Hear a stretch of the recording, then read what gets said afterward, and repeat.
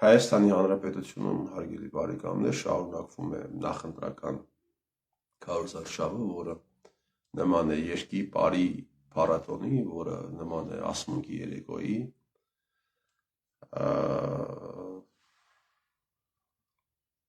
լրության են տրվում կարևոր հարցերը,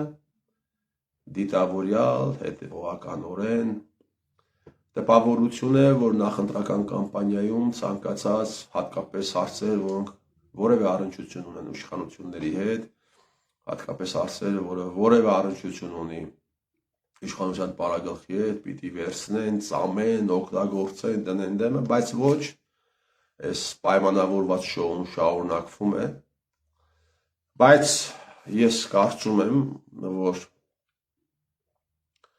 յուրաքանչյուր մարդու ֆունդամենտալ իրավունքն է իմանալ, թե ինչ է տեղի ունեցել իր պետության հետ, այն երկրի հետ, որտեղ ինքը ապրում է,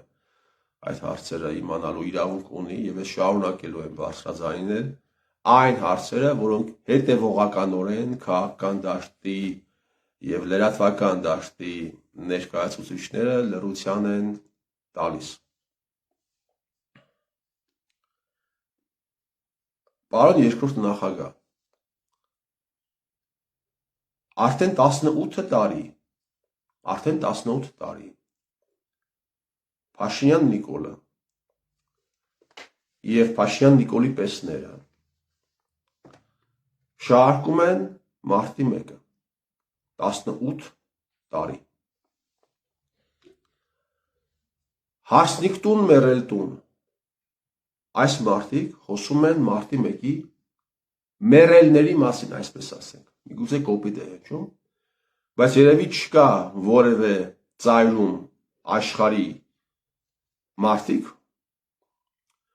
որոնք կարողանան մեռելից քաղաքական այնպիսի դիվիդենտներ վերցնել, ինչպես անում են դա սրանք, այս հայերը։ Մի կողմից Փաշինյան Նիկոլը, պարոն երկրորդ նախագահ, խոսում է մարտի 1-ի մեռելների մասին,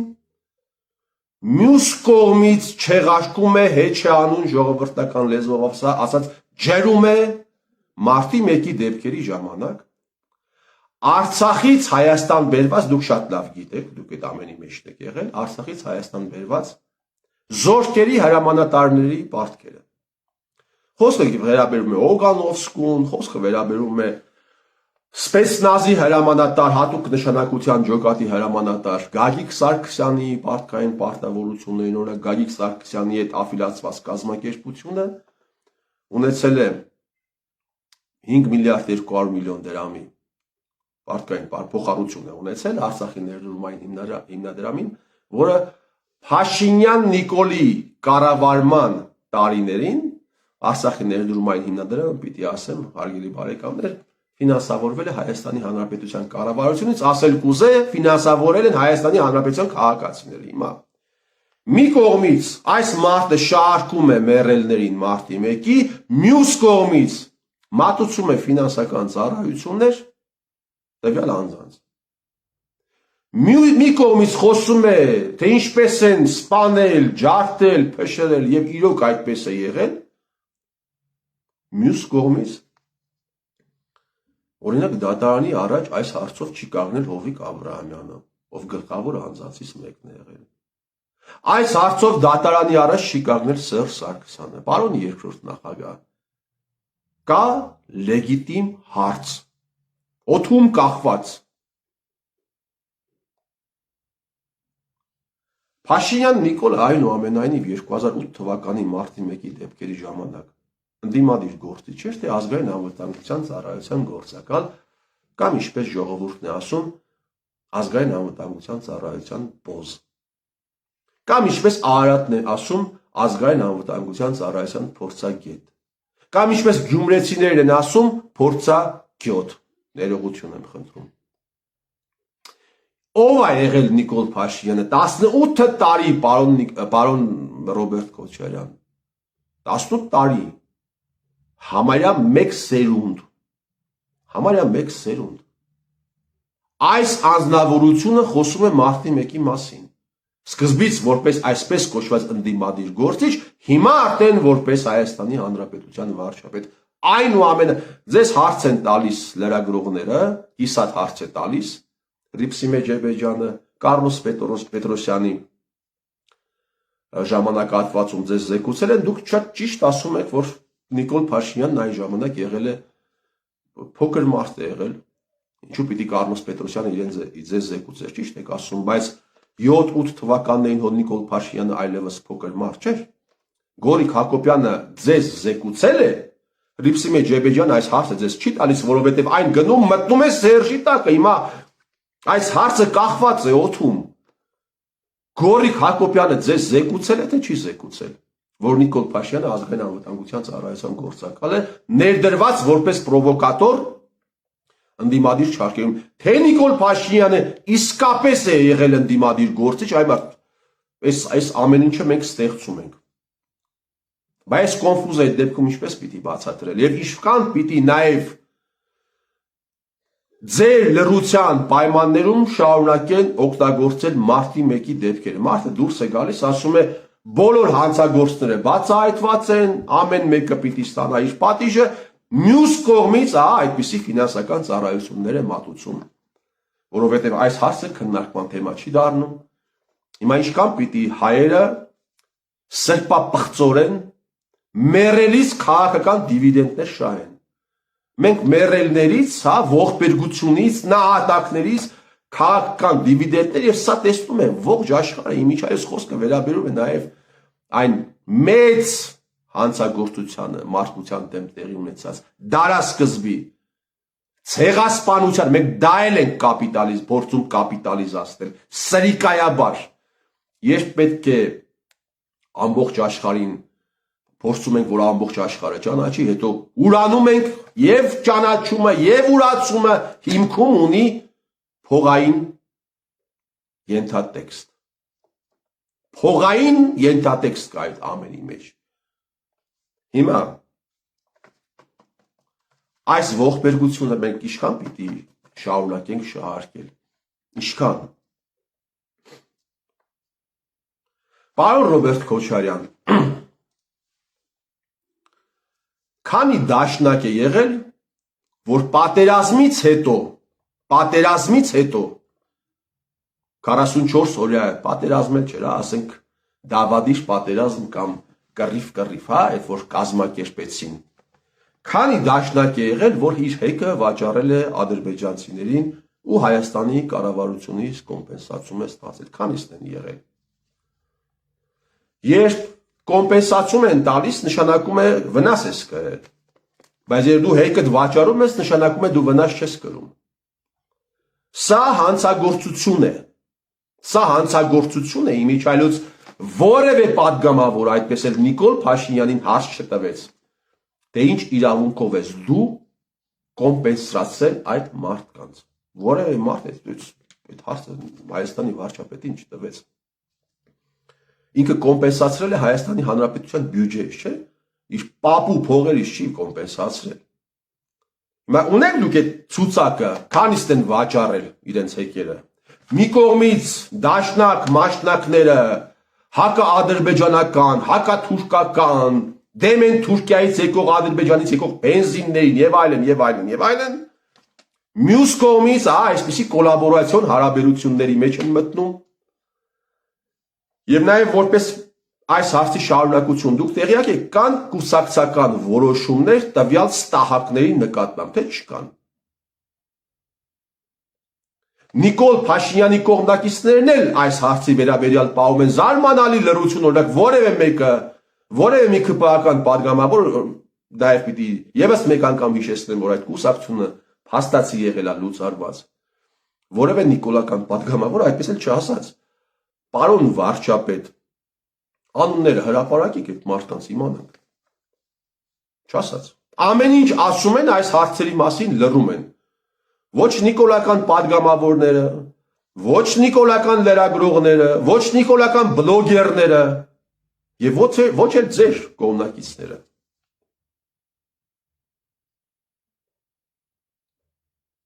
Ինձ այս հարցով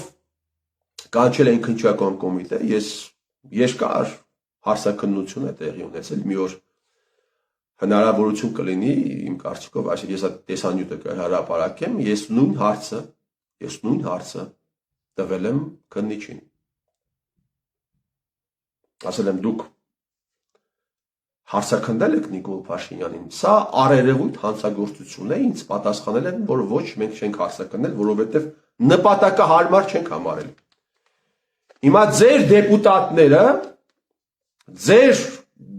ձեր մոտ հոմիային դաշնակները չեն դեպուտատ, ձեր լրագրողները ևս այս հարցը չեն բարձրացնում։ Եվ ես վստահ եմ, որ եթե ուղիղ իրենց այդ հարցը տան, իրենք այնպես ինչպես քննիչն է պատասխանում, այդպես էլ դուք ձերով պիտի ասեն, նպատակահարմար չենք համարել։ Պարոն Սամվել Կարապետյան, 2015 թվականին Հայաստանի Հանրապետության ազգային անվտանգության ծառայության միջոցով կազմակերպվեց այդ Էլեկտրիկ Երևան շոուն, որից հետո հետում սեփականատեր փոխվեց, սեփականատեր դարձաք դուք։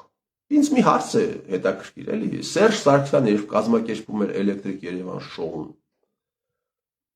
կազմակերպումից հետո, ասենք ԱԱՑ-ի միջոցով, իր գործակալների միջոցով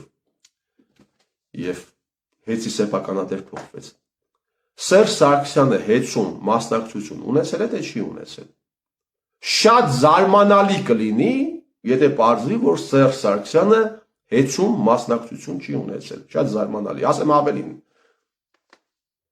Կան որոշակի տեղեկություններ, որ դուք եղել եք ուղղակի պատստավնոյ մարդ։ Այդ գործարքի մեջ կան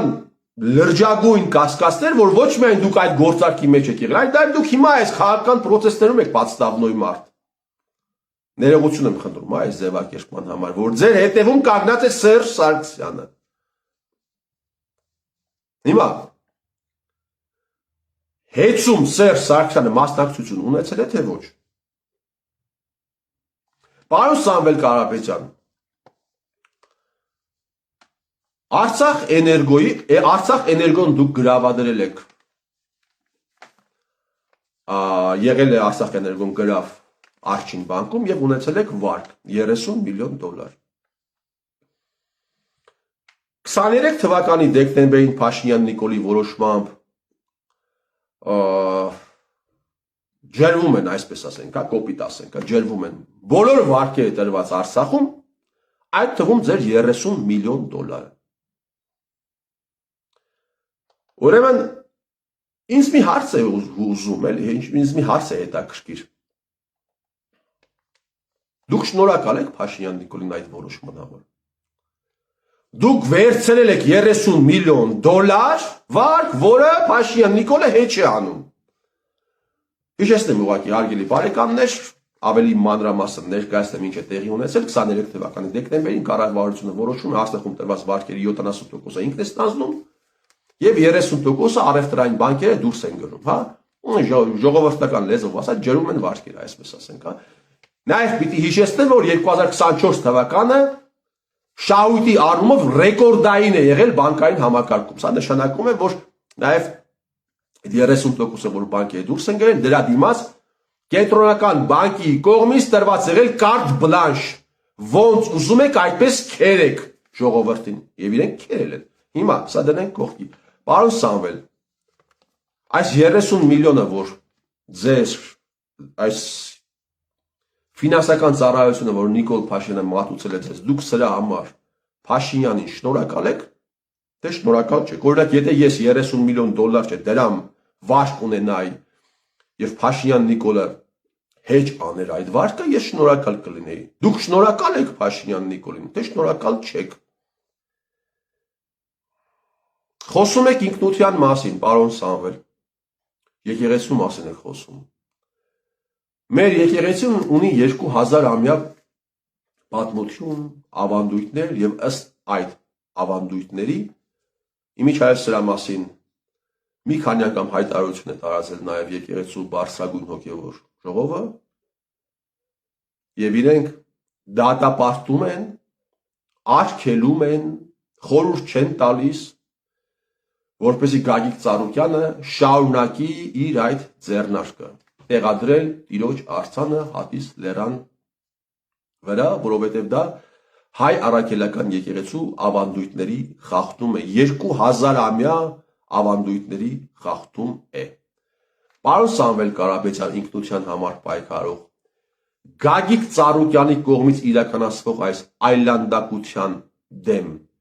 որևէ բան դուք չեք ասել, ինչու։ Ասելու եք, հետո եք ասելու։ Իմիջայլոց խոսքը վերաբերում է նաև Գագիկ Ծառուկյանի այն թիմակիցներին, ովքեր ամիսներ առաջ եկեղեցու համար էին պայքարում, բայց հիմա լռում են։ Ոչ այն լռում են, այլ մտել են այն մարդու ցուցակ, ով իրականացնում է այսպիսի ձեռնարկ։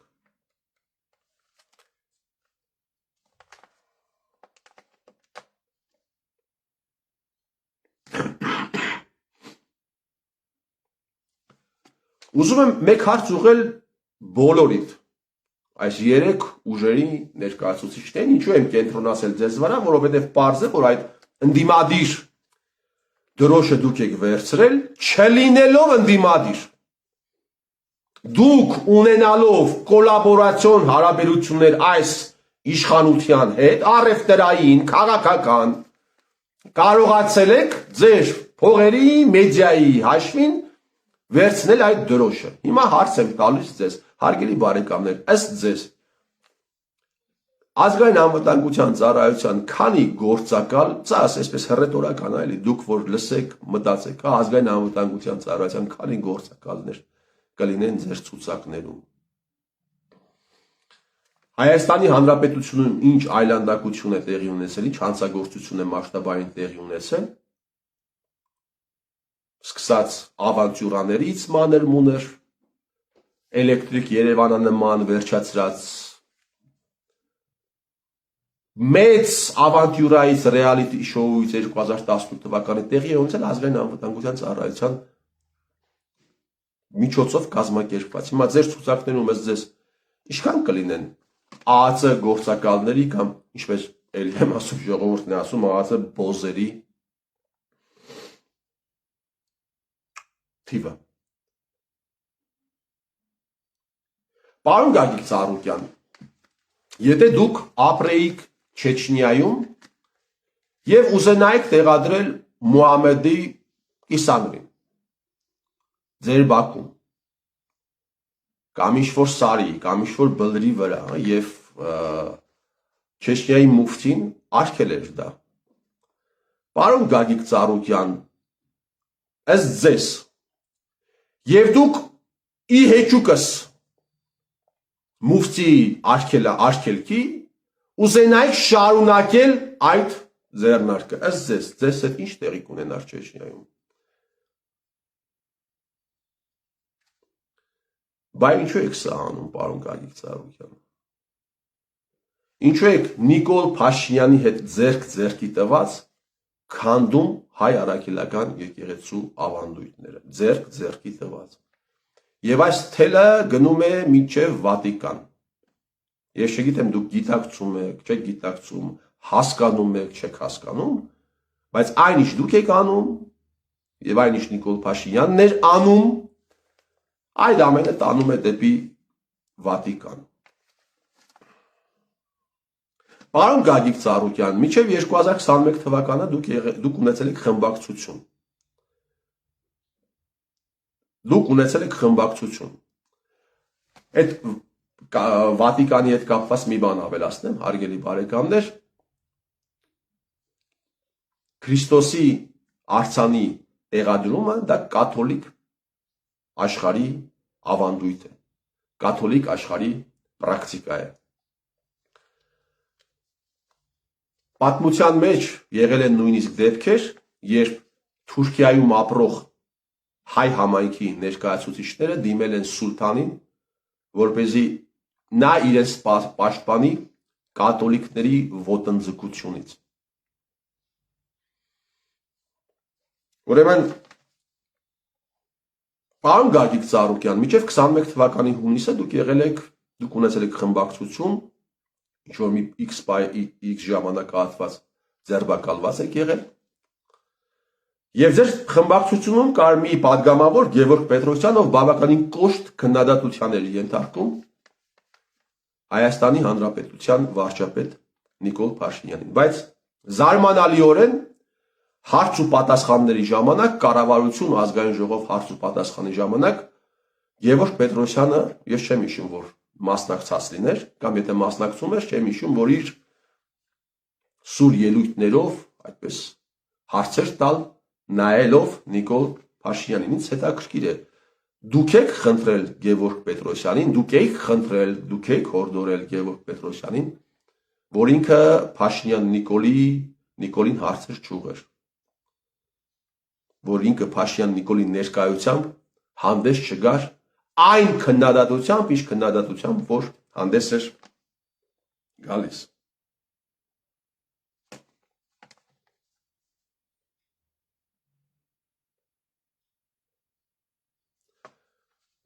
Ուրեմն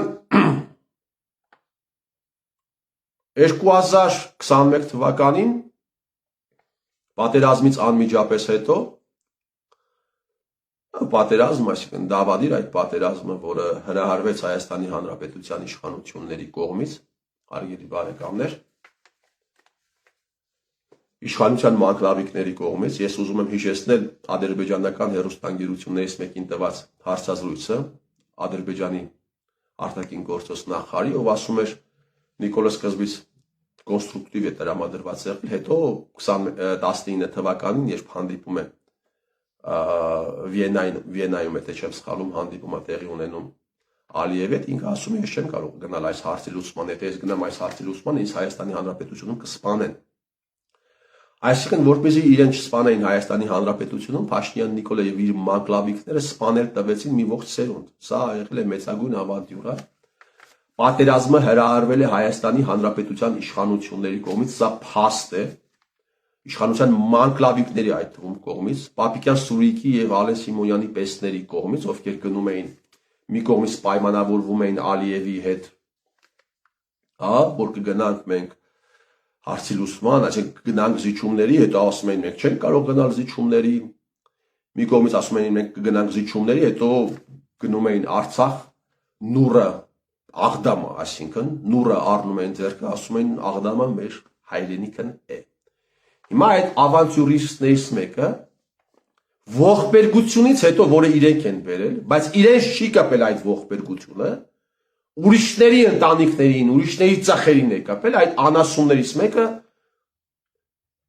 իրենց իրականացած հանցագործությունից հետո մեծ շուկով նշում է հարսանիք Փարավոն ռեստորանում Գագիկ Ծառուկյանը։ Հետաքրքիր է, ինչ միջոցներով է այդ հարսանիքը նշել։ Իհարկե այս հարցը ձեզ չէ ուղված, այս հարցը ուղված է Փաշինյան Նիկոլին, հիմա դուք ռեստորանի տեղն եք, դուք իմանաք ինչ միջոցներով է, բայց մի ուրիշ բան եմ ուզում ասել, սա ամորալություն է, թե ամորալություն չէ։ Պատերազմից անմիջապես հետո նման մեծ շուկով հարսանիք նշելը, սալյուտներ խփելը ամորալություն է, ինչ եք կարծում, թե ամորալություն չէ։ Ինչքան է արժեցել այդ հարսանիքը։ Դուք Պապիկյան Սուրիկից փող վերցրել եք այդ հարսանիքի համար, թե չեք վերցրել։ Ճոր զեղ չարել եք, թե չեք արել։ Հետաքրքիր է իմանալ ձեր տղան զինվորական ծառայության պիտի մեկներ։ Ինչու չի մեկնել։ Ինչպես է ազատվել պարոն Գագիկ Ծառուկյան։ Ընդդիմադիր պարոն Գագիկ Ծառուկյան, ձեր տղան զինվորական ծառայության ինչու չի մեկնել։ Ինչու է Փաշինյան Նիկոլը, ինչի դիմաց է Փաշինյան Նիկոլը ազատել ձեր տղային զինվորական ծառայությունից։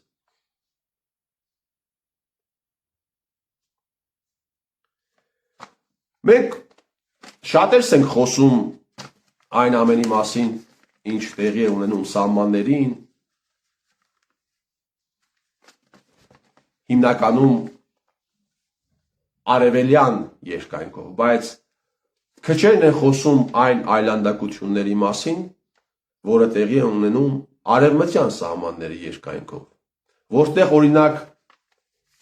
Հովիկ Աբրահամյանի հետ աֆիլացվող կազմակերպությունները Արաքս գետի երկայնքով այնքան են քերել ընդերքը, որ գետը փոխել է իր խունը, փոքրացնելով Հայաստանի Հանրապետության ինքնիշխան տարածքը եւ դա տեղի է ունեցել հեղափոխական վարչապետ, այսպես կոչված հեղափոխական վարչապետ, իսկ իրականում ուղղակի նախկին բյուրոկրատիայի, քաղաքական այդ բյուրոկրատիայի մանկլավիկներից մեկի Նիկոլ Փաշինյանի կառավարման տարիներին։ Եվ սրա մասին քաղաքական դաշտում, այս հարցի վերաբերյալ քաղաքական դաշտում պահվում է լռություն։ Ինչքան գիտեմ, Հովիկ Աբրահամյանը նաև խնամիական հարաբերություններ ունի Գագիկ Ծառուկյանի։ Պարոն Գագիկ Ծառուկյան, այս այլանդակության վերաբերյալ, եթե վաղը դուք դառնաք իշխանություն, պատասխան կրելու են հանցագործները, թե չեն կրելու։ Պարոն Սամվել Կարապետյան, ամեն ինչի մասին, թեպետ ամեն ինչի մասին չեք խոսում, մանր-մուներ հարցերի մասին խոսում եք, սնկերի մասին եք խոսում, բան մի խոսքով։ Ով ում որտեղը զասոս դրեց, էս արեց, այն արեց, խոսում եք, այդպիսի ապուշությունների մասին խոսում եք, բայց պետական լրջագույն հարցեր կան։ Հիմա դուք հետամուտ լինելու եք այս հանցագործության վերաբերյալ, թե չէ։ Պարոն Ռոբերտ Քոչարյան, կառավարությունը գործում է Հայաստանի Հանրապետության պարլամենտի վերահսկողության ներքո, ձեր դեպուտատները այս հարցի վերաբերյալ բարձրաձայնել են։ Ձեր դեպուտատները փորձել են լսումներ, իմիջայից իմացած տեղեկություններով Հայաստանի Հանրապետության կառավարությունը, քանի որ գետը փոխել է իր հունը, փորձել է դիմել Թուրքիայի իշխանություններին, որպեսզի սահմանը վերականգնեն նախկին տեղով, հա, բայց Թուրքիայի կառավարությունը, ինչքան գիտեմ, մերժել է, մեղմացած Հայաստանի Հանրապետության կառավարությունը եւ ճիշտ էլ արել է։ Եթե հայ ժողովուրդը չի կարող այս իշխանություններից ազատվել, եթե հայ ժողովրդին միջազգային ասպարեզում պիտի ներկայացնեն այս մարդիկ, եթե մենք պիտի ունենանք պետություն, որը այս իշխանություններն են ղեկավարում, հարգելի բարեկամներ, հայ ժողովուրդը ուրեմն պետություն ունենալու իրավունք չունի։ Եթե մեկը կարող է երկիրը կեղեքել այն աստիճան, որ երկրի սահմանները նույնիսկ փոխվեն, մենք ուղղակի պետություն ունենալու ոչ իրավունք ունենք, ոչ շանս ունենք, հարգելի բարեկամներ, եթե Իսրայելում հանկարծ, Պարսկաստանում, որևէ երկրում նման բան տեղի ունենար, այդ ամենի անմիջական մասնակիցներից մինչև երկրի գլխավոր, չգիտեմ, ղեկավար կսատկացնեին։ Հարգելի պարոն Ռոբերտ Քոչարյան, ազգայնական դաշնակները այս հարցի մասին ինչ են մտածում։ Ազգայնական դաշնակները այս հարցի վերաբերյալ ինչու հարցեր չեն բարձրացնում։ Իրանք ոչ միայն պիտի հարցեր բարձրացնեին, այլ նաև պիտի լուծումներ առաջարկեին, այլ նաև պիտի լուծումներ բերեին։ Ինչու են լռել։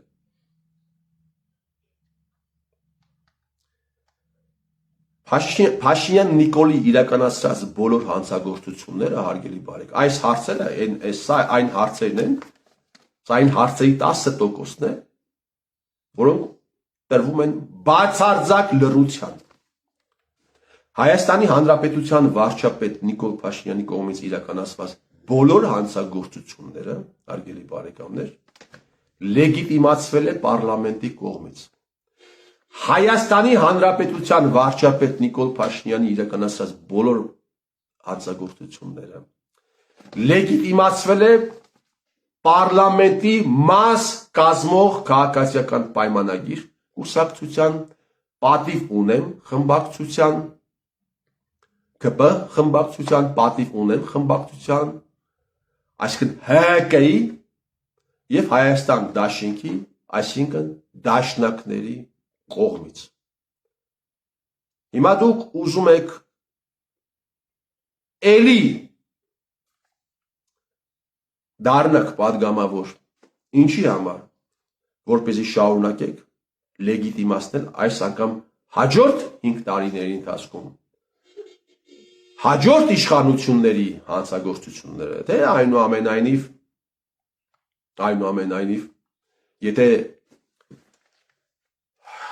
մանդատները ստանձնեք եւ չկարողանաք դառնալ իշխանություն, մանդատները դնելու եք ցած։ Ոչ մի սուլտան, հարգելի բարեկամներ, հայ ազգին այսպես այս աստիճան չեր մոլորեցրել, չեր նվաստացրել այսքան երկար ժամանակով, ինչպես որ արեցին հայերը։ Շատերն են ասում, շատերն են վախեցնում հայերին թուրքերով, շատերն են վախեցնում հայերին ադրբեջանցիներով, որ այս ադրբեջանցիները կգան Հայաստան, 300,000 ադրբեջանցի կգա, այս կգա, այն կգա։ Բայց ես ձեզ հավաստիացնում եմ, որ ադրբեջանցիները նույնիսկ եթե գան Հայաստան, թեպետ վաղուց մտնում, ելնում են, որտեղից ուզում մտնում, որտեղից ուզում դուրս են գալիս։ Նրանք պետք է գնան հայ ջոչերի մոտը, որպեսզի հայ ջոչերը սովորեցնեն ադրբեջանցիներին, սովորեցնեն թուրքերին, թե ինչպես կարելի է մոլորեցնել, նվաստացնել, կեղեքել հայերին, մաստեր կլաս պիտի ներկայացնեն։ Երանի այն հային, հարգելի բարեկամներ, ով հային կազատե հայից։ Ես ձեր տիրոջ մեր